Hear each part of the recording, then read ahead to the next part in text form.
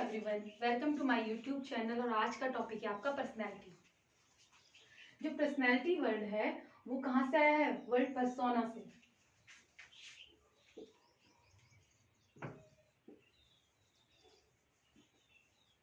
और पर्सोना मतलब क्या होता है? मास्क या मुखौटा।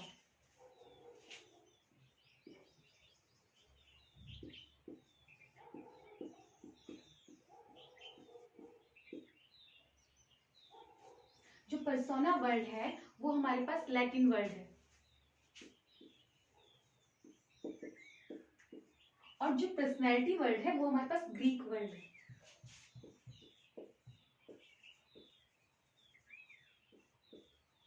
ये था पर्सनैलिटी वर्ड के बारे में। अब पर्सनैलिटी होती क्या है? जैसे हम लोग पहले से सब ये कहते हैं कि जो पर्सनैलिटी होती है वो मतलब किसी की अच्छी वॉइस अच्छी है तो हम बोलेंगे उसकी पर्सनैलिटी अच्छी है। अगर हम बोलेंगे कि इंसान का लुक अच्छा है, उसके हेयर्स अच्छे हैं, तो हम ऐसा बोलेंगे उसकी पर्सनैलिटी अच्छी है। क्योंकि ये नहीं होता था, ये हम पहले मानते थे। पर्सनैलिटी को हमने दो टाइप पे, फिर व्यक्तित्व को हमने दो टाइम पे डिवाइड किया है। एंशियंट टाइम में हम बोलते थे कि इंसान की बाहरी जो संरचना है वो कैसी है, मतलब आउटर अपीयरेंस कैसा है। बट अब जो आधुनिक आया है, मतलब जो मॉडर्न आया है, उसमें हम लोग कहते हैं जो पर्सनैलिटी है मतलब आंतरिक संरचना क्या है इंसान की, मतलब कैसा है अंदर से, कैसा है इंसान, उसको हम लोग क्या बोलेंगे? पर्सनैलिटी बोलेंगे। ठीक है। अब है व्यक्तित्व। व्यक्तित्व जो होता है वो दो वर्ड से मिलकर बना हुआ होता है। व्यक्ति धन तत्व। और जो तत्व होता है वो दो टाइप के होते हैं, एक सकारात्मक, एक नकारात्मक।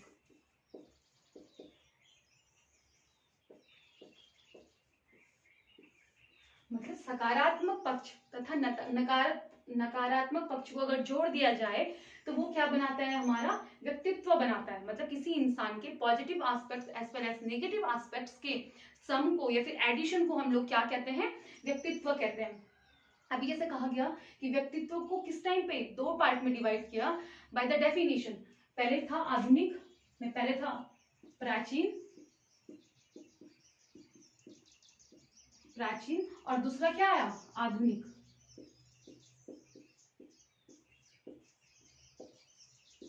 तो प्राचीन और आधुनिक। प्राचीन में क्या करते थे? सिर्फ फिजिकल अपीयरेंस जो बाहरी है, मतलब जो हमको बाहर से दिख रहा है, उसमें हम फोकस करते थे और कहते थे ये इंसान की पर्सनैलिटी होगी, तो फिजिकल अपीयरेंस।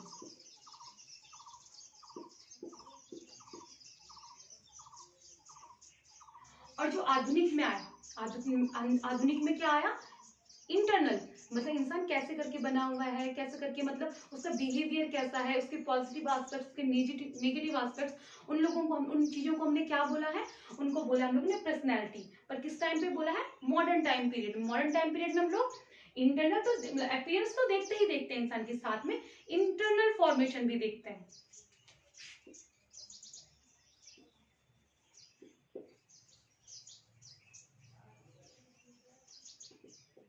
देखो क्या होता है, व्यक्तित्व को किस दो टाइप की डेफिनेशन में डिवाइड किया है। एक तो प्राचीन डेफिनेशन थी, जो एक जो आधुनिक डेफिनेशन थी।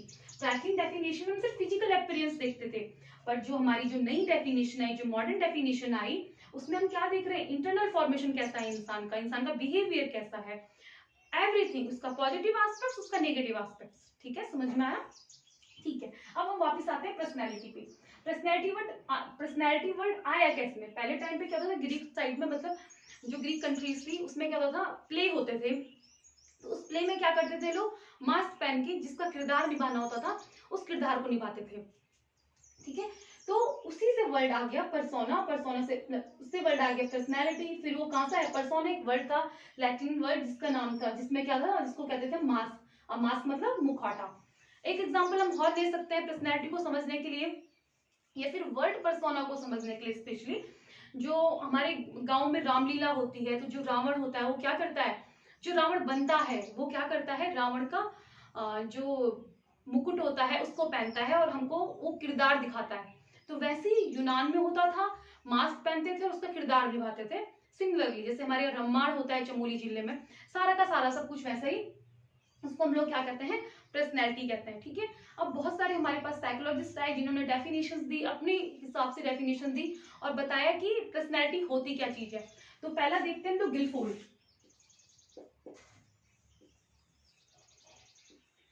गिलफोर्ड ने क्या कहा? गिलफोर्ड ने कहा यूनिक पैटर्न। पर्सनैलिटी क्या है?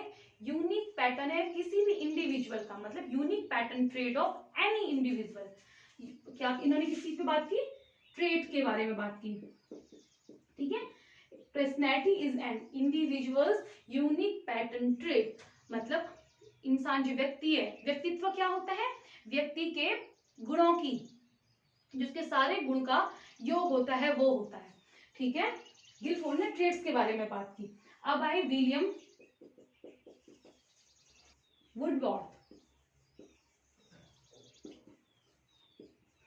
विलियम वुडवर्थ ने क्या कहा?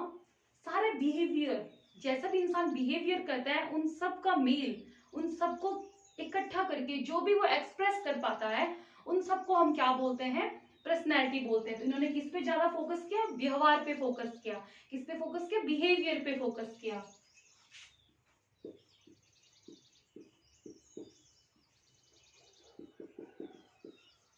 ऐसे जो नेक्स्ट साइकोलॉजिस्ट है वैलेंटाइन था उनका नाम।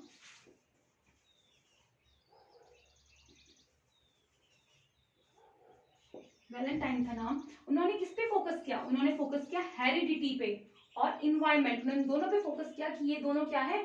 इन दोनों का मिक्सचर है। मेरे पास जो पर्सनैलिटी है इन दोनों का मिक्सचर है। जो भी हमने हेरिडिटी से सीखा, जो भी हम लोगों ने इन्वायरमेंट से सीखा, और उन दोनों को मिक्स करके जो हम लोग एक्सप्रेस करते हैं वो उस इंसान की पर्सनैलिटी होगी।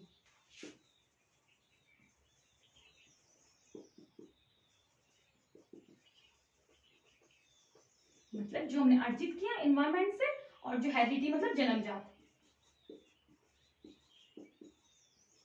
और ये अर्जित, अर्जित। ठीक है, समझ में आया? वैलेंटाइन ने क्या कहा था? हेरिडिटी मतलब जन्मजात, इन्वायरमेंट मतलब अर्जित। ठीक है, अब यहाँ पे आपके पास दो डेफिनेशन आ रही होंगी, ऑलपोर्ट की और दूसरी होगी कैटल की। ठीक है, तो जो ऑलपोर्ट थे उन्होंने 1961 में अपनी ही डेफिनेशन को संशोधन किया, मतलब अमेंडमेंट किया उसमें, और जहां पे उन्होंने फैक्टर यूज किया इन्वायरमेंट फैक्टर, वहां पे उन्होंने यूज किया स्पेशल बिहेवियर।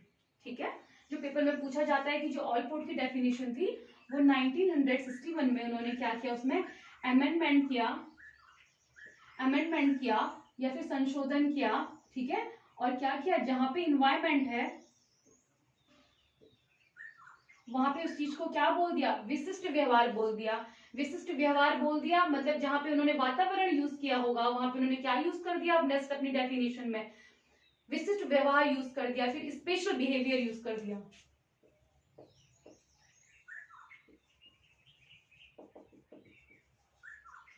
इतना समझ में आया? अब हम पढ़ेंगे टाइप्स ऑफ पर्सनैलिटी, या फिर पर्सनैलिटी या फिर व्यक्तित्व के प्रकार कितने होते हैं। बहुत बेसिस में उनको हमने बांटा हुआ है, देखते हैं। सबसे पहला है ऑन द बेसिस ऑफ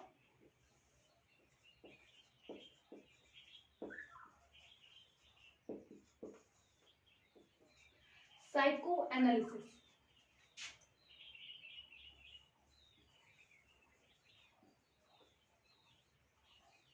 या फिर मनोविश्लेषण।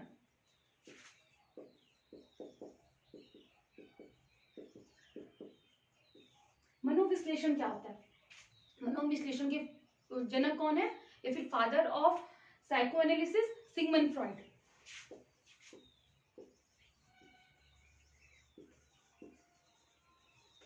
ये एक ऑस्ट्रेलियन थे, और ये क्या थे? एक डॉक्टर थे, न्यूरोलॉजिस्ट थे, जिन्होंने इसके बारे में बातें बताई हैं कि क्या क्या कैसे कैसे पर्सनैलिटी डिपेंड करती है चीजों पे। इनका एक फेमस था इट, ईगो और सुपर ईगो। साथ में उन्होंने एक और बात कही थी कि जो हमारे पास कॉन्शियस और अनकॉन्शियस माइंड के बारे में बात की थी, और एक सब कॉन्शियस के बारे में। उन्होंने कहा था जो बर्फ का गोला जो पानी में तैर रहा होता है, जो बर्फ का गोला जो पानी में तैर रहा है, उसमें जो 90% नीचे है वो हमारा अनकॉन्शियस होता है, और जो 10% ऊपर का पार्ट है वो ही कॉन्शियस होता है। उसमें से भी जो कॉन्शियस में होता है उसमें मतलब यहाँ पे जो लेयर होगी वो क्या होगी? सब कॉन्शियस होगी, और जो ऊपर होगा वो कॉन्शियस होगा, और जो नीचे होगा वो अनकॉन्शियस होगा। नेक्स्ट है on the basis of socialisation,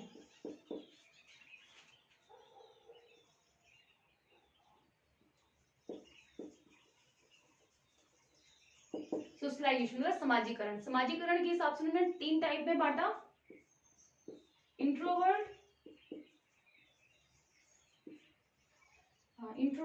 Aamby और एक्सट्रोवर्ट। और ये किसने दिया सोशलाइजेशन के बारे में दिया?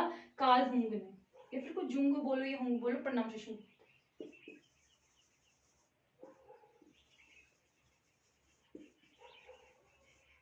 ठीक है, इंट्रोवर्ट, एक्सट्रोवर्ट और एम्बीवर्ट मतलब क्या होता है? आपने देखा होगा कोई जो लोग अपने आप में रहते हैं, किसी से बात करने में साई करते हैं, वो लोग होते हैं इंट्रोवर्ट। एक्सट्रोवर्ट क्या होते हैं? जो बहुत खुशमिजाज होते हैं, सबसे सारी बातें शेयर कर लेते हैं, मतलब उन्हें कहीं पे भी घुलने मिलने में दिक्कत नहीं होती है। और इन दोनों के बीच का मतलब जो ना ज्यादा इंट्रोवर्ट हो ना ज्यादा एक्सट्रोवर्ट हो, तो उन दोनों के बीच का हम क्या बोलते हैं? एम्बीवर्ट बोलते हैं। ठीक है, समझ में आया था? ठीक है, नेक्स्ट है अब हमारे pass on the basis of need. इसको बोल सकते हैं हम आवश्यकता का सिद्धांत, है ना? आवश्यकता के बेस पे, आवश्यकता के बेस पे मतलब कि हमें क्या चीजें चाहिए। तो आवश्यकता पे बेस पे हमारे एक बहुत अच्छे सर थे, अब्राहम मास्लो।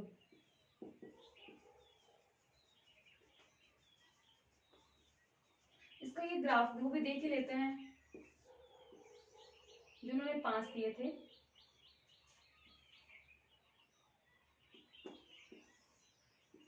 सबसे पहले नीचे क्या था? Physical, physical needs. Physical needs मतलब जो मतलब कि हमारी खाना, पानी, कपड़ा, मकान, जो भी चीजें कहते हैं फिजिकल नीड्स। ठीक है, सेकंड था सिक्योरिटी नीड, मतलब सिक्योरिटी भी होनी चाहिए चीजों की, मतलब ऐसा नहीं कि आज खाना मिल गया कल खाना नहीं मिला, मतलब चीजों की क्या होनी चाहिए? सिक्योरिटी से भी होनी चाहिए कि हाँ की सिक्योरिटी होनी चाहिए इंसान में, सिक्योरिटी और सेफ्टी की फीलिंग होनी चाहिए इंसान में। सिक्योरिटी और क्या? सेफ्टी। तीसरा आएगा लव एंड बिलोंगिंगनेस, मतलब अब इंसान क्या करता है? अपना लाइफ पार्टनर चुनने लग जाता है, लव एंड बिलोंगिंगनेस।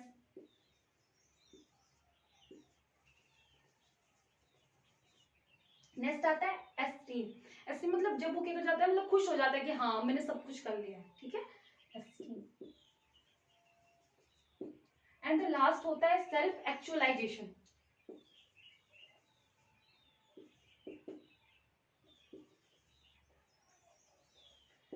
इसमें क्रिएटिविटी आ जाती है इंसान में। जब हम लोग जान जाते हैं अपने बारे में सारा का सारा, जैसे कि अभी आप लोगों ने देखा होगा कि एक महाराष्ट्र नागपुर से न्यूज जो आ रही है कि वहाँ एक बहुत बूढ़े इंसान ने अपना क्या कर दिया? अपना बेड दे दिया किसी को। तो वो हाँ वहां पे उन्होंने क्या कर दिया? अपना सेल्फ एक्चुअलाइजेशन कर दिया कि हाँ मतलब मैंने जो कर दिया ठीक है। अब मतलब किसी के लिए कुछ करना वो बहुत बड़ी बात हो जाती है। तो वहां पे क्या हो गया? सेल्फ एक्चुअलाइजेशन की हमारी क्या हो गई? सबसे जो मॉस्को ने सबसे बड़ी बात जिसके लिए दी थी वो क्या थी? सेल्फ एक्चुअलाइजेशन दी थी यहाँ पे। ठीक है, on the basis of physical. अच्छा हाँ देखो, जो हमारे मॉस्लो है वो ह्यूमनिस्टिक के फादर भी है। फादर ऑफ ह्यूमनिस्टिक कौन से होंगे? मॉस्लो होंगे। ठीक है, और on the basis of physical appearance.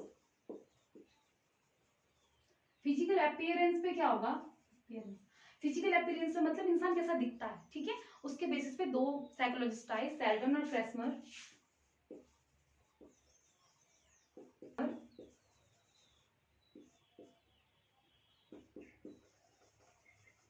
उन्होंने क्या कर दिया? फिजिकल अपीयरेंस में कि इंसान कैसा दिख रहा है उसके बेसिस में क्या कर दिया? डिवाइड कर दी पर्सनैलिटी को। पर्सनैलिटी के उन्होंने 3 टाइप बताए, इंडोमॉर्फिक,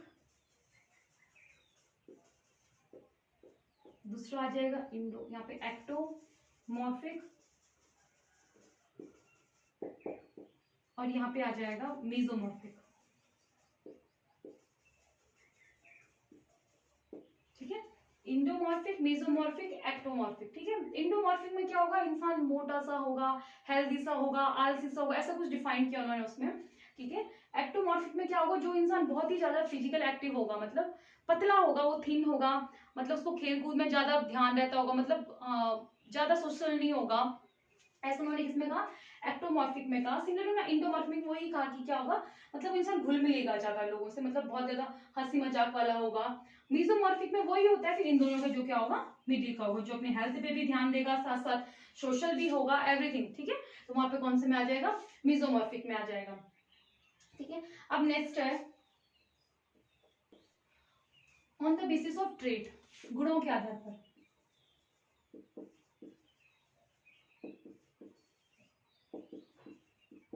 इसमें भी दो साइंटिस्ट आए, ऑलपोर्ट, और जो दूसरे आए वो है ऑलपोर्ट और ठीक है।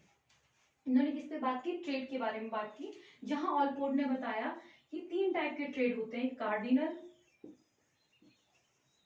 दूसरा होता है सेंट्रल, एक होता है सेकेंडरी, ठीक है। कार्डिनल ट्रेड, सेंट्रल ट्रेड और सेकेंडरी ट्रेड। अब कार्डिनल ट्रेड क्या होता है, कार्डिनल ट्रेड होता है कोई एक ऐसा ट्रेड इंसान में जो किसी चीज पे क्या होगा, डोमिनेंट हो, ठीक है। जैसे अगर मैं हिटलर की बात करती हूँ, तो हिटलर हमको किस चीज के लिए जाना जाता है, क्रूरता के लिए जाना जाता है। तो मतलब वैसे ही किसी इंसान का एक ऐसा ट्रेड जिसके लिए वो जाना जाता है, डोमिनेटिंग ट्रेड होगा, उसको ऑलपोर्ट ने कहा कार्डिनल ट्रेड, ठीक है।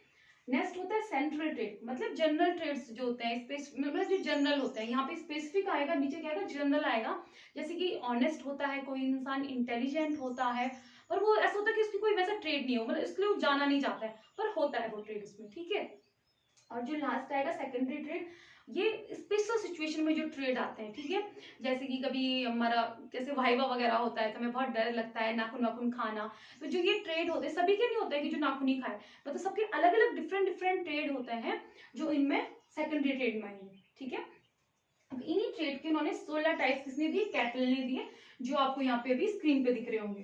तो इन्होंने कितने 16 फैक्टर्स दिए, उन्होंने नाम दिया इसको 16 फैक्टर्स, जो हैं उन पे क्या करेगी चीजें हमारी डिपेंड करेगी, जो मतलब पर्सनैलिटी है वो इन 16 चीजों पे क्या करती है, डिपेंड करती है। तो एक क्वेश्चन है, why we need to study a personality, हमको क्यों जरूरत पड़ी पर्सनैलिटी के बारे में जानने की, या फिर व्यक्तित्व के बारे में जानने की हमें जरूरत ही क्यों पड़ी। क्योंकि हमें पता है कि जो हमारा हर एक बच्चा होता है वो क्या होता है, उसमें सब में क्या होता है, इंडिविजुअल डिफरेंसेस होते हैं, उस कारण हमको पर्सनैलिटी पढ़ने की जरूरत पड़ी। और मेन फायदा ये भी होता है कि हमें अपने बारे में भी जानने की जरूरत पड़ी, कि मतलब हम कैसे हैं, क्या है और कैसे हैं, ठीक है। और अब इसके बाद का जो बचा है एमसीक्यूज होंगे, जो हम उसको नेक्स्ट क्लास में पढ़ेंगे। Thanks for watching.